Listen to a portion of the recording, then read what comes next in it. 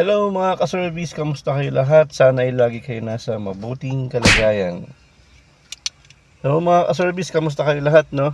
So, ngayong araw na to ay mag-ano lang ako, mag-explain lang ako or i-update ko lang kayo sa ganap ko, no? So, kung napansin niyo, wala na akong video tungkol sa Lalamove, no? Kasi unfortunately, yung account ko is na ban. Oo, tama narinig niyo mga ka-service, na ban yung account ko dahil hindi ko kasi na monitor. Hindi, nakikita ko naman na bumababa yung ratings ko, pero napabayaan ko siya na hanggang bumaba na talaga siya. Hanggang nawala na, hanggang yun na nga, nagkaroon ng last notice si Lalamove na kailangan ko retrain. Unfortunately, yung notice nila ay oras lang ang pagitan. So, ang notice niya is 10 o'clock AM ng specific na araw na yon.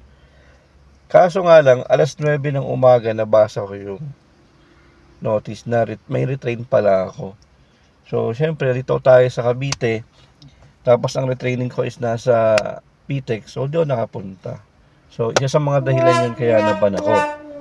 At isa pang mga dahilan kung bakit ako naban sa Lalamove ay may mga ghost passengers. Hindi ghost project sa DPWH. Hindi ghost project, ghost passenger. So kung may ghost project, may ghost passenger din naman. Kadalasan sila yung mga nagbo-book na hinahang na lang ang order or yung booking ng Lalamove.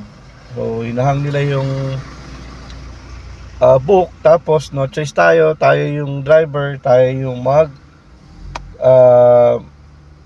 mag-report sa Lalamove para ma-cancel na yung booking. So unfortunately, maraming beses akong na-encounter na ganun. Siguro mga limang beses na ganun na na-encounter ko. So no choice ako kundi mag-cancel ako. Kung minsan dire-diretso ko na lang, kina-cancel ko na lang talaga, cancel.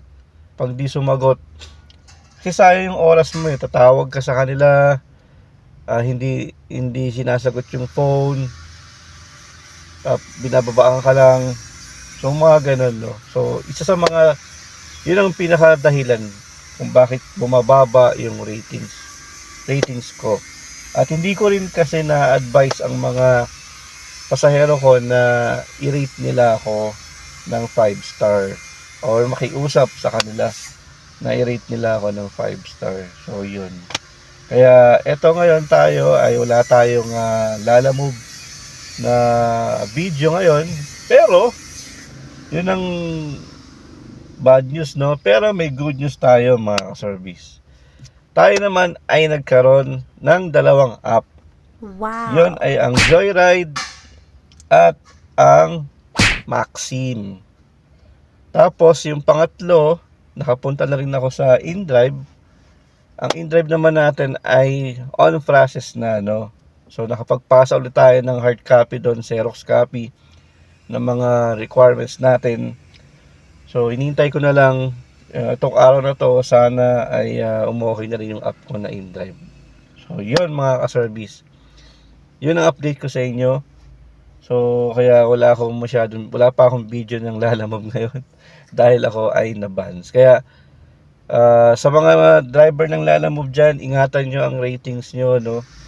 So sana wag kayong matulad sa account ko na ban. Pero wag kayong mag-alala mga ka-service, no? After 1 month naman pwede pa ulit akong bumalik sa Lalamove kasi isang buwan pa, no?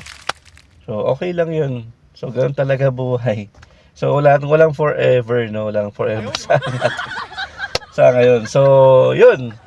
Kaya ingat kayo sa mga ghost passengers. Okay? Yun lang mga ka-service. Thank you sa inyo. At sana ay lagi kayong nasa mabuting kalagayan nga at tayo ay magtrabaho ulit. Magbayad ng tax para sa sa mga luxury car ng iba dyan. Okay? Okay lang mga service. Yun lang and God bless.